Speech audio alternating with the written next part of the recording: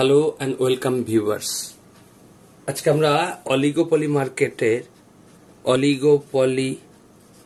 মার্কেটের ইকুইলিব্রিয়াম সম্পর্কে আলোচনা করব।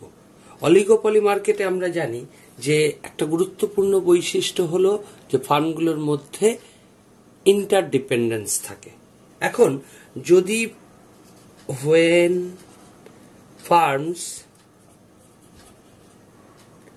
ignores interdependence,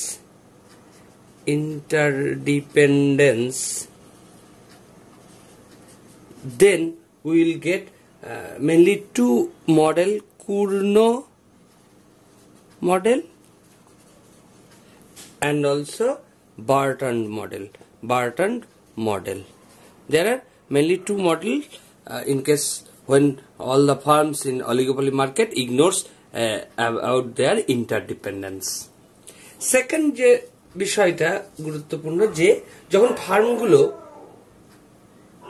প্রেডিক্ট করতে পারে যে তার রাইভাল ফার্মগুলোর প্রতিদ্বন্দ্বী ফার্মগুলোর মুভ সম্পর্কে, অর্থাৎ when farm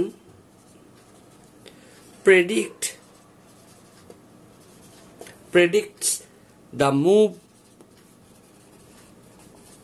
of rival farm, তখন আমরা মূলত যে দুটো মডেল পাই সেটা হলো স্ট্যাকেলবার্গ মডেল আর kinked demand curve model, that is Sweezy model. কিন্তু যদি ফার্ম রেকগনাইজ করতে পারে ইন্টারডিপেন্ডেন্স এবং সেই অনুযায়ী তারা স্টেপ যদি নিতে পারে, that is when farms recognize interdependence and take step, then we will get collusive oligopoly। এবং এই collusive oligopolyর মধ্যে আবার আমরা বিভিন্ন টাইপ বা ফর্ম দেখতে পাই, যেমন কার্টেল,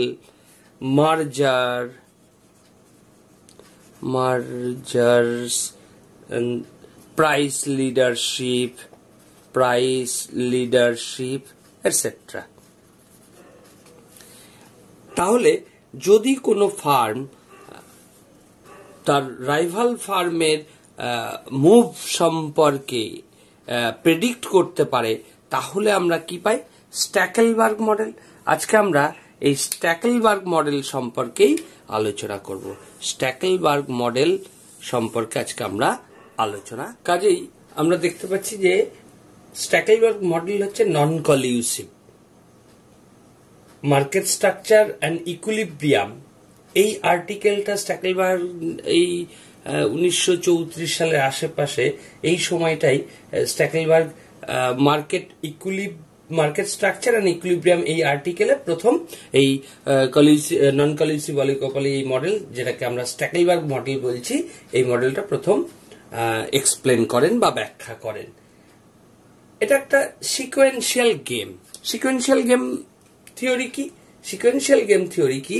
যে কোনো একটা ফার্ম, ধরা যাক ফার্স্ট ফার্ম, দুটো ফার্ম যদি আমরা ধরি for the sake of simplicity, আমরা অলিগোপলি মার্কেটে দুটো ফার্ম, দ্যাট ইজ আমরা এই ব্যাপার আলোচনাটাকে ডুওপলি মার্কেট ধরে নিয়ে এগোচ্ছি। ডুওপলি অর্থাৎ there are two firm, the first firm and second firm. এই দুটো ফার্ম যদি এরকম হয় যে একটা ফার্মের কোনো অ্যাকশন দেখে অন্য ফার্মটা তার এগেনস্টে রিয়াকশন দিচ্ছে, অর্থাৎ ফার্স্ট ফার্ম কি মুভ করছে, যে ফার্স্ট বা সেকেন্ড ফার্ম যে কোনো একটা ফার্মের মুভ দেখে তবে সেকেন্ড ফার্মটা সেই অনুযায়ী মুভ করছে, এইরকম হলে আমরা এটাকে বলি সিকোয়েন্সিয়াল গেম। তা এই স্ট্যাকেলবার্গ মডেলটা হচ্ছে সিকোয়েন্সিয়াল গেম থিওরি বলা যেতে পারে। তাহলে এই স্ট্যাকেলবার্গ মডেলটা, যে কোনো মডেলই আমরা জানি যে এক্সপ্লেন করতে গেলে কিছু অ্যাজাম্পশন প্রয়োজন হয়। স্ট্যাকেলবার্গ মডেল অলসো কন্টেন্স সাম অ্যাজাম্পশনস। আমরা ফার্স্ট এই অ্যাজাম্পশনস গুলো ডিসকাস করব, তারপরে আমরা গ্রাফিক্যালি এবং নিউমেরিক্যালি মডেলটাকে। তাহলে ইম্পর্টেন্ট অ্যাজাম্পশনস এই মডেলগুলি কি? প্রথম যে অ্যাজাম্পশনসটার কথা আমরা বলতে পারি সেটা হলো যে দুটো ফার্ম থাকবে, অর্থাৎ টু ফার্মস, যেখানে একটা ফার্মকে আমরা বলবো লিডার ফার্ম, আর একটা হচ্ছে follower firm. Leader firm decision প্রথম নেবে এবং সেটা দেখে ফলোয়ার ফার্ম তার রিয়াকশন দেবে। সেকেন্ড যে অ্যাজাম্পশনসটা আমরা নেব যে homogeneous product produces by both the firm, leader firm and also follower firm. Third যে অ্যাজাম্পশনসটা আমরা আলোচনা করব সেটা হলো যে same demand and also cost function follows by both firm. Cost function follows by both firm. And also for the sake of simplicity we assume cost of production 0. That is 0 cost of production but no cost of production. And next assumption is leader firm decides first and follower firm decides later. So first decision taken by the first one, leader firm first decides the amount of output, and then decision taken by the follower firm. And the last and most important assumptions of Stackelberg model is that the conjectural variations. What is conjectural variations? Means it is believed that one firm has an idea about the way its competitors may react if it varies its output or price. তার মানে কি, যদি কোনো farm first ফার্মের output যদি আমি Q1 বলি এবং সেকেন্ড ফার্মের আউটপুট যদি Q2 বলি, dQ2 by dQ1 indicates first firm's reaction to the change in the output of the second firm. এটাকে আমরা বলছি conjectural variations. আমরা পূর্ণ মডেলের ক্ষেত্রে দেখেছি conjectural variations for both the firm is 0. That is dQ2 D1 বা dQ1 by D2 both are the 0. But in Stackelberg model আমরা variation conjectural variation for first firm will not be 0. It will be greater than 0, and for the second firm the output of the first firm is given. So for this second firm the value will be 0, just like in Cournot model. So the difference between Cournot and Stackelberg model is that a conjectural variation in case of Cournot 0 for both firm, but in case of Stackelberg firm, leader firm, that is if we assume first firm is the leader firm, that is then leader firm's conjectural variation will be greater than 0, but for the follower firm the value will be 0. কিভাবে Stackelberg model কাজ করে, অর্থাৎ working process of the Stackelberg model আমরা explain করব with the help of diagram. আমরা x Axis বরাবর leader farm first ফার্মের output measure করছি এবং ওয়াই অ্যাক্সিস বরাবর second farm output x2 measure করছি। এখন ফার্স্ট ফার্মের রিয়াকশন ফাংশন মানে কি, আমরা অলরেডি Cournot মডেল থেকে জানি রিয়াকশন ফাংশন মানে হচ্ছে কোন একটা ফার্মের কতটা আউটপুটের রেসপেক্টে অন্য ফার্ম কতটা আউটপুট প্রডিউস করে, অর্থাৎ একটা ফার্মের অ্যাকশনের এগেইনস্টে আদার ফার্মের রিয়াকশন কি হবে সেটা আমরা রিয়াকশন কার্ভ থেকে জানতে পারি। This is the reaction curve of the first farm. Reaction curve of the first firm, that is leader firm. and this is the noted AB and this is CD. CD is the reaction curve of the, this is the reaction curve of follower farm FF. Now the intersection point between these two reaction curve, that is if E0, this is the equilibrium point. This is the equilibrium point in case of Cournot model, as we know. আমরা already এটা জানি যে Cournot মডেলে দুটো reaction কার্ভের intersection পয়েন্টটা, অর্থাৎ সেক্ষেত্রে first leader firm and follower ফার্মের আউটপুটটা হচ্ছে x1 x2। আমরা এটাকে ক্যাপিটাল x1 আর ক্যাপিটাল x2 দিই, তাহলে স্মল x1 আর স্মল x2 আউটপুটকে ডিনোট করবে। এটা আমরা Cournot মডেলে জানি, কিন্তু স্ট্যাকেলবার্গ মডেল বলছে যে এইটা কিন্তু ইকুইলিব্রিয়াম পয়েন্ট স্ট্যাকেলবার্গের ক্ষেত্রে হবে না। তাহলে স্ট্যাকেলবার্গ মডেলের ক্ষেত্রে কি দাঁড়াবে? স্ট্যাকেলবার্গ মডেলের ক্ষেত্রে ইকুইলিব্রিয়াম হবে যে আমরা যদি ফার্স্ট ফার্মটাকে লিডার ফার্ম ধরি, তাহলে লিডার ফার্মের আইসো প্রফিট কার্ভগুলো, যে আইসো প্রফিট কার্ভগুলো যেখানে রিঅ্যাকশন কার্ভ ফলোয়ার ফার্ম বা সেকেন্ড ফার্মকে টাচ করবে, এই যে পয়েন্টটা আমরা পেলাম, এই পয়েন্টটাই হচ্ছে equilibrium point for Stackelberg. This is the equilibrium point. Stackelberg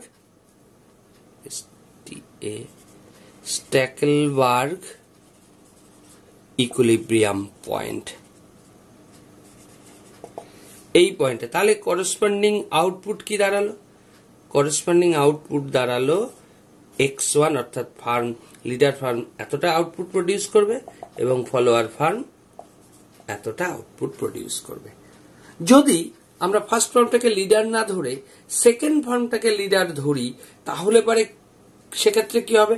সেক্ষেত্রে ইকুইলিব্রিয়াম পয়েন্টে আসতো সেকেন্ড ফার্মের রিঅ্যাকশন ফাংশন, অর্থাৎ এইটাকে যদি আমরা ধরতাম, তাহলে যে আইসো প্রফিট কার্ভটা টপ টাচ করে যেত লিস্ট কম্বিনেশন, এই পয়েন্টটাই হতো স্ট্যাকেলবার্গের পয়েন্ট, এবং সেক্ষেত্রে ফলোয়ার ফার্মটা প্রডিউস করতো কম, লিডার ফার্মটা প্রডিউস করতো অনেক বেশি।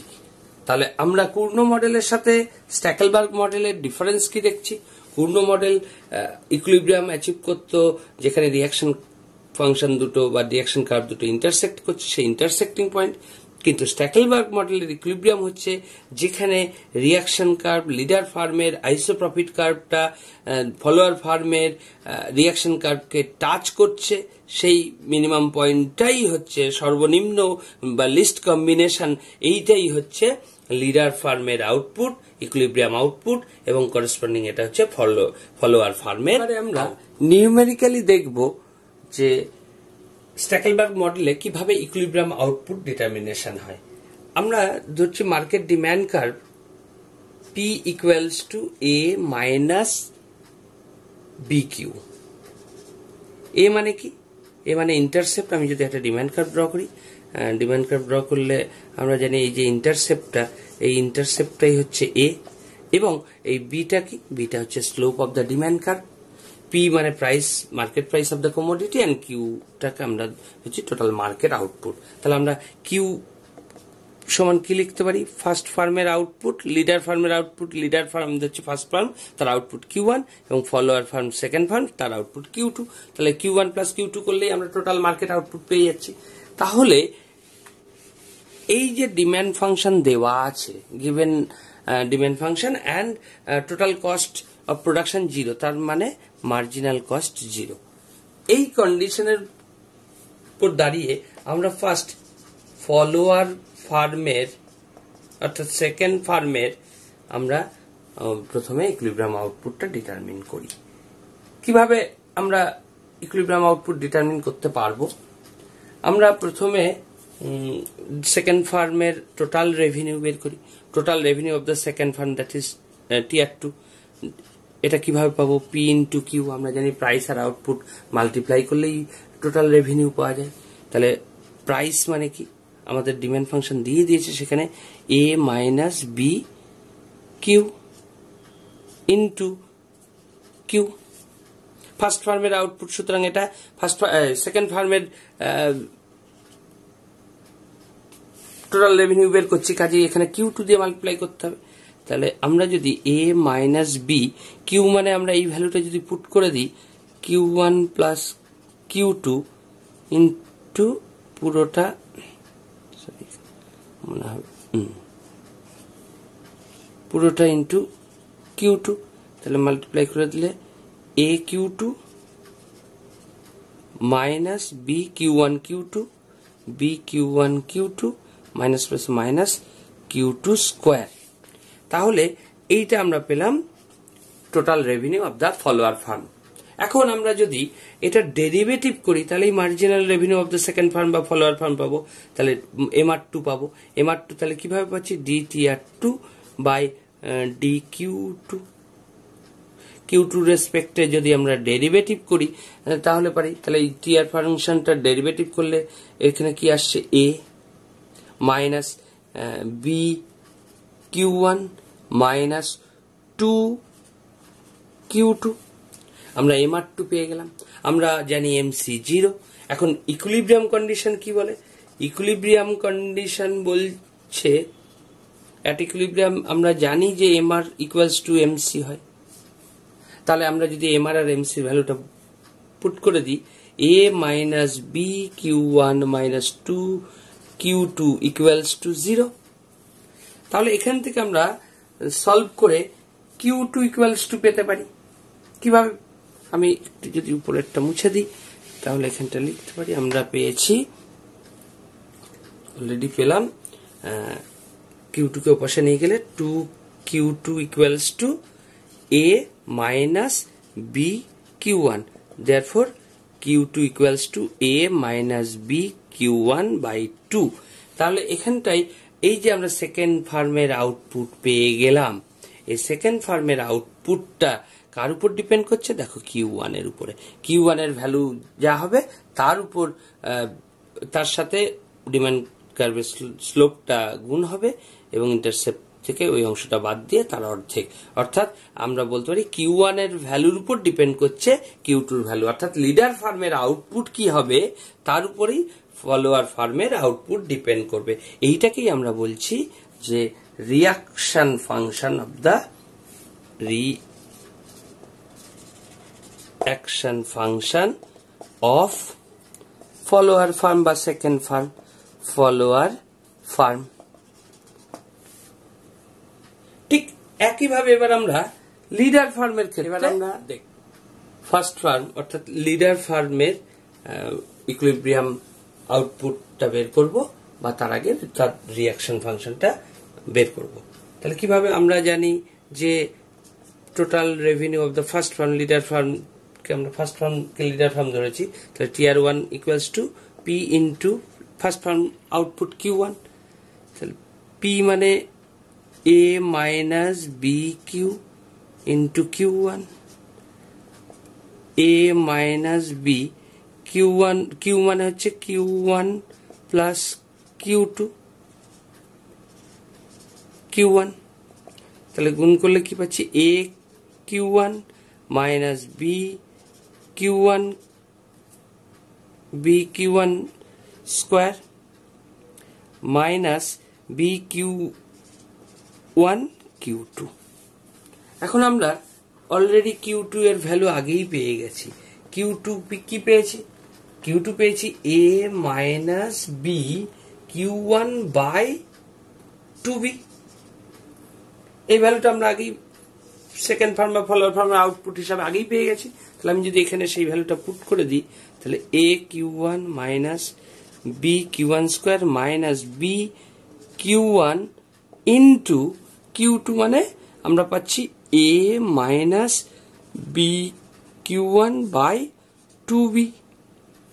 তাহলে বি আর বি কেটে গেল, তাহলে আমরা কি লিখতে পাচ্ছি, a q one minus B Q one square এবার যদি আমি গুণ করে দিই তাহলে minus a q one by two, a q one by two minus minus plus B Q one square by two, sorry b Q one into q one মানে b Q one square by two. এইবার আমরা যদি derivative করি তাহলে ফার্মটার marginal revenue কার্ভটা, marginal revenue পাবো। তাহলে marginal revenue of the first firm MR1 মানে কি DTR1 বাই DQ1। তাহলে Q1 এর রেসপেক্টে ডেরিভেটিভ করলে এটা কি হচ্ছে A minus 2B Q1 minus A by 2 plus B by 2 2 Q1 2 into B into Q1 পুরোটা বাই 2 2 কেটে গেল। তাহলে এমআর কি পেলাম? এমআর পাচ্ছি a minus a by 2 minus 2B Q1 plus b Q1। তাহলে সিম্পলিফাই করলে এ থেকে এ মাইনাস 2 বাদ দিলে একবারে আমরা লিখতে পারি এ বাই 2 মাইনাস দুটো বি Q1 থেকে একটা বি Q1 চলে গেল, তাহলে মাইনাস বি Q1। এটা আমরা কি পেয়ে গেলাম? MR1 অর্থাৎ ফার্স্ট ফার্মটার বা লিডার ফার্মটার মার্জিনাল রেভিনিউ। এইবার আমরা যদি ইকুইলিব্রিয়ামের কথা ভাবি তাহলে আমি এটা মুছে দিই এই জায়গাটা। আমরা ইকুইলিব্রিয়াম কন্ডিশন আমরা কি জানি? অলরেডি আমরা ইকুইলিব্রিয়াম কন্ডিশন জানি যে marginal revenue of the firm must be equal to the marginal cost.